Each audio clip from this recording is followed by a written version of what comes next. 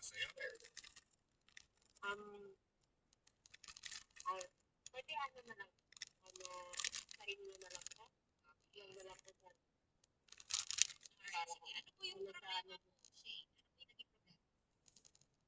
Um, um, gusto ko lang sana itanong kasi meron kaming, kumbaga actually matagal na po sana yung problema ko na need na bang iwanan or mag-stay pa ba? Parang Kasi nasaktan ka ng todo ah. Asawa niyo po ba ito? live-in partner po. Kailan na po kayo katagal na mag-live-in? Ngayon, mag-7, ano pa lang, years ngayong September. Oh, siguro dami niyo na pinagdadaanan ngayong taon. Yes po, ang dami na po, ano na po, as in, grabing, ano, hindi ko na mabilang, Ilan na po ang yung daming anak niyo? challenge. Ngayon po, dalawang babae po. 7 years, hindi po kayo nagpakasal, no? Oh. Pero wala pa po akong plano. Wala Sige. akong plano. Hindi ka lang talaga nag-propose sa'yo. Hindi po nag-propose din siya sa magulang ko. Pero ikaw yung ayaw pa, hindi pa sure. Ganun. Oo, parang gusto ko pa muna na makasama siya or sa paglilipin namin, makilala yung ugali bawat isa sa amin. Pero umabot na kayo ng 7 years, ha? O 7 years na kayo. Parang, ano pa, hindi pa sapat na taon yun para magkakilala. Kaya sabi nga ng iba, 7 years, marami naghihiwalay. Hindi kasi pag 7 years, Oo. isa yan sa mga pinaka-crucial na taon ng relasyon. Oo. Yung sinasabi nga nila, 7-year itch. Ayun po. Baka Shane yung pinagdadaanan ninyo, parang kasali kayo doon. Yung nangyayari pa sa inyo ng mga tuloy-tuloy na problema, nagsimula last year at ngayong taon? Dati po kasi, gusto ko talaga mag-share sa inyo, ma'am. Kasi, para kung ano kung tama pa talaga mag-stay ako or mag-give up. Magsimulang magkaroon ka ng pag-iisip na ganyan. Kailan po nag-start nagkaroon ng problema? Kasi before kami, bago pa kaming dalawa, meron din kasi pamilya na nakikialam sa side sa ano namin, pagkasama. Tapos, kumbaga siya, hindi siya nakikinig sa akin, kumbaga doon sa side niya. Kung pag nagkakaroon ng pagtatalo, hindi kanya kinakampihan, gano'n. Opo. Parang ano siya, yung sa side niya po kasi before, nag-ano kami dun, parang tumira kami dun sa, ano niya, yung kamag-anak. Pero hindi naman atin sa kanilang bahay, kumbaga nangungupahan lang din kami, pero malapit lang kami doon. Pero, Kumbaga ako, oh, wala naman po akong ginagawa. Kumbaga bilang isang asawa, ginagawa ko naman yung nararapat na gampanan bilang ano, nanay ng mga anak ko. Tapos naman, parang sa side nila, parang ano, iba yung pag-i-stay ko sa bahay, parang mali, or pag-aasikaso ng bata, parang mali. Pinapakailaman nila kung paano ka maging asawa, pinapakailaman nila kung paano ka maging ina sa mga anak mo. Ganun Oh, po ba? yes po, ma'am. Yes po, lalo na yung bilas po. Okay, o sige. Ganito, ipagpatuloy po natin yung usapan, para mas maliwanagan po kami. Sabihin niyo po sa amin kung kailan nag-start yung parang resentment o yung parang pagtatampo, galit ninyo sa asawa ninyo at yung mga pagsubok na pinagdaanan ninyo para makita po natin kung may chance pa bang maisal ba ito? Pagsubok lang ba ito? Kasi madami namang mga pagsubok talaga sa bawat relasyon. Wala namang perpektong relasyon. Pero i-check po natin mabuti. Okay po? Opo, Okay. opo, Sige, ma'am. sige. Babalik po tayo mamaya. Pag-usapan natin. Alright, mga kabarangay Sige po po. si Shane. 7 years ang kanilang relasyon. At itong taon na yon ay nag-iisip na po itong si Shane kung dapat niya na bang hiwalayan ang kanyang inatas. pero ano kaya mga dahilan kung bakit niya naiisip ito? Balikan po natin mamaya sa ating pag-uusap. Ako po si Papa Johan. Lady Gracia. Sa talk to Papa. Barang ng barangay awat ng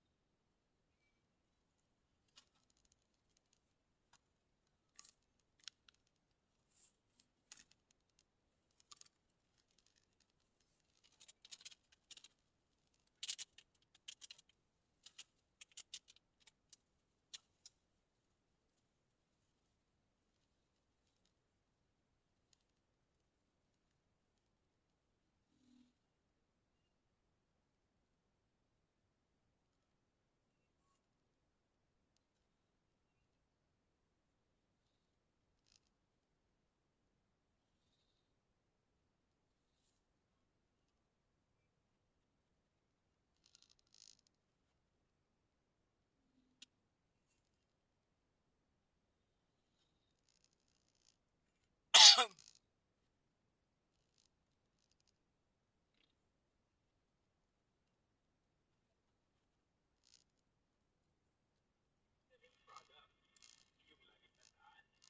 natural na paraan ng gamutan, nasa iyo ang hilig, nasa iyo ang galing.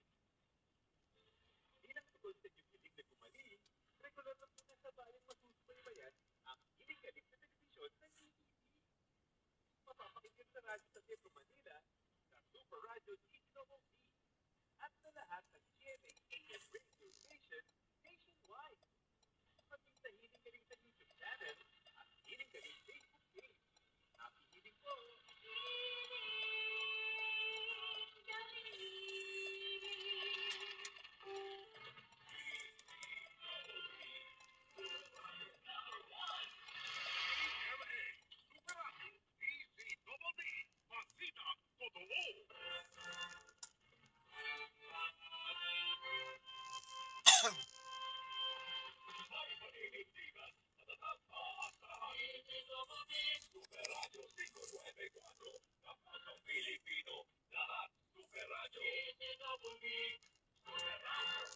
Bonggang-bonggang Sabado.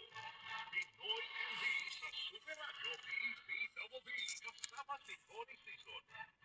Kinilala ng Philippine Heart Association Media Awards 2024 sa individual category. Ako po si Connie Tita. Thank you again, PHA. Maraming salamat at mabuhay po tayong lahat. Ha? Ingat po tayo. DZWB Super Servisyo, Trabaho at Negosyo kasama sina Norilyn Temblor at Tuti. Pinarangala ng 46th Catholic Mass Media Awards bilang Best Business News. DCWB Super Servicio, Trabaho at Negosyo. Maraming salamat po. Ito yung kapuso Norilyn Temblor. Yours to be mga kapuso magsama sa Bonggang-bonggang Sabado. Maraming salamat po sa inyong pagtitiwala, mga kapuso. Para hindi mapuli sa mga balita, sundan ang mga social media account ng Super Radio DZWB. Mag-subscribe sa aming YouTube channel at i-follow kami sa Facebook, TikTok at X. Hanapin lamang ang Super Radio DZWB para makita ang aming mga official social media account. Tutok na para sa mga balitang tama at totoo, mga kapuso. Dito sa GMA, naniniwala kami na ang nagbabalita dapat walang kinikilingan, walang mga interes na pinoprotektahan, walang pinapangalagaan, kundi kapakanan ng sambayanan at katotohanan. Balita walang bahid, walang labis, walang kulay. Serbisyong totoo lang.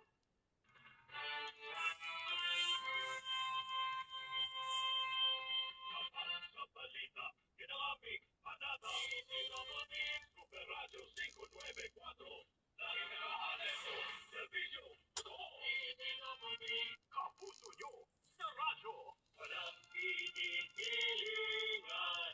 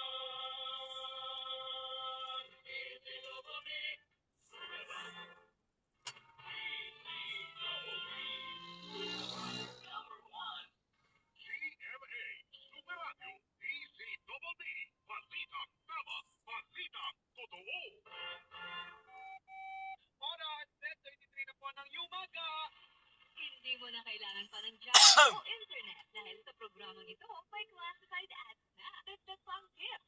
Sa pagninegosyo o kahit pa hanap mo lang ay payo. Super serbisyo, trabaho at negosyo. And the CNNA goes to DZWB, Super Serbisyo, Trabaho at Negosyo, GMA Network Incorporated. Super Serbisyo, Trabaho, Negosyo. Magandang umaga mga kapuso! Magandang Saturday morning sa mga nasa Metro Manila. Isang maulan na umaga sa inyong lahat. Sabado morning na naman tayo pagsapit ng alas 10:30 hanggang alas 11:00. Yan, sagot na namin ng mga kwento at mga paksang, punong-puno ng impormasyon at inspirasyon. Ako po yung kapuso, yours today. Mga kapuso, sa ngalan po ni Ma'am Nori Temblor, ako po muli ang inyong mga kasama. Ito po si Pamela Adriano. Welcome back pa mga ating Beshi Marin ng barangay. Lamig, no? Sobra, tiyo Diba? pa rin naka-jacket na nakahudi kami ni Papa. Sa labas mga kapuso sa Metro Manila, lalo nga dito sa Metro Manila, ang lakas kanina ng ulan doon ng alas 9:30 mga kapuso. Sobra. Kitang-kita dito sa labas ng opisina. Diba? Ito yung mga panahon na talaga namang pag na masarap mag-bonding with family. Manood na lang ng GMA movies. And aras kayo. Kaya anong bonding niyo pag mga ganito dito ng family mo? Ganito din, sa bahay lang, manonood, kakain. Di talaga, pinakasabay-sabay kumakain. Pinaka-banding yun. Lalo na ngayong weekend. Nakakamiss yan. Tapos, ayaw mo mag-TikTok? Di ba ganyan mo na uso na yun? Wala na, di na kaya. Lagi namin sinasabi sa ating programa mga kapuso, pagsapit ng weekend, it's family day. Ito yung oras na makapiling muli natin ang ating mga pamilya after po ng isang long week, ika nga yung isang linggong pagtatrabaho. Totoo. Kaya Dinedicate nyo naman sa family nyo. totoo, isang araw lang naman yan, 2 araw lang. Siyempre, pag Sunday, araw naman yan ng ating Panginoon. Pasalamat. Anyway, marami kaming inihanda ngayon ng mga kapuso ni Pam. At dahil napag-usapan natin pamantag-ulan, tamang-tama, kasi alam mo ba, 10,000 na individuals ang hinahanap. Na? Di pesos to, 10,000 to, ayun na. Tao. Ayun na to. 10,000 na tao ang hinahanap po ng MMDA sa pagtulungan po. Siyempre, ito talaga yung programa ng Dole, Dole. yung tupad para maglinis ng mga drainage Oo. natin. Ibig sabihin, 10,000 na benepisyaryo ng tupad. Correct, ng Dole. So, ang mag-i-implement naman dyan, katuwang ng Dole ay ang MMDA. Kasi alam niyo naman, nung nakaraan ano na tayong inulan. Yun nga Ang daming eh. parte ng Metro Manila pa rin, mga kapuso, ang binaha, ang reason, ang mga Barado. maliban sa ilong, kasi uso na naman ng sipon. Basura no. Mga Kasi naman, di na natuto, di ba? titigas ng mga ulo nyo, ha? So, guys, matuto po tayo konting pagtatapon lang ng basura sa tamang lagayan, maging responsable tayo na itapon po yan. Sabi nga nila, di ba, isang wrapper lang ng candy itapon mo, ang balik sa'yo niyan. Ano, 10 Isang years. sako. Isang sako. Seryoso naman, alam mo, Diba? pumunta ako sa isang napasyalan dyan sa Manila. May mga ilog. Oo. Pero alam mo, sa pakikita mo, nung unang-una yun, Dati pa. talaga, no? Oo. Tawag dito, tinutukoy ko yung esplanade. Oo. Una, nung pinuntahan ko yun. Ganda. Malinis. Kailan naman yun? Kailan yan? Ano na last year? Oo. Nung 16 pumunta ako. Ano? May mga basura na. Diba? Kailangan natin siguro mga kapuso, lalo-lalo sa Manila LGUs natin. Ituloy-tuloy siguro natin yung ano yung nakita namin no? Oo. Para yung amoy is mag-preserve din. Sa totoo lang, ang dami nang namamasyal dun na. At saka ano tawag nito, wag lang yung pagtag-ulan na or pagkatas ng ulan, yung bag-ugaliin ng LGU na itap yung mga yun, katulad niya ng Dole, tsaka MMDA, mga tupad beneficiaries. Diba? So, sa lahat sila naglinis na sa lahat eh, nasa Metro Manila. Hindi ito yun. Kasi alam mo naman, subok na tayo ng mga baha sa Metro Manila pa. So, kailangan natin ding umpisa sa sarili natin na maging responsibilidad tayo sa paglilinis ng ating kapaligiran. Kasi katulad yan, yung drainage system natin ngayon, lalo-lalo yung mga maratong kanal, yun talaga yung number 1 na nagiging dulot ng pagbaha. Kawawa tayo. Hindi na nga gumagana yung flood control. Tapos yung mga babaran pa ng mga basura yung drainage system natin. So, mamaya malaman nga natin ano yung Ng 10,000 Sino bang ang pwede? nahanap nila. Oo. O baka pwedeng mag-sideline din si Erica natin. Diba? Oo, tsaka anong, kumbaga anong ganansya nun sa mga beneficiary, di ba? Oo. Paano sila mahihikayat na pwede ba mag-volunteer, gano'n? Pwede Hindi kaya, no? tupad yan ng dole, walang polo. Hindi, sa tupad. Kung membro ka ng tupad, gano'n.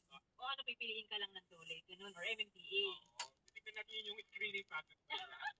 Audition. Hindi kasi bawal, hindi naman libre kasi yung tupad, di ba pa? Oo. May bayad talaga yan. Oo naman. Para maging member ka, kaya pumunta ka dyan. Alam mo, lahat naman tayo mukhang pera eh.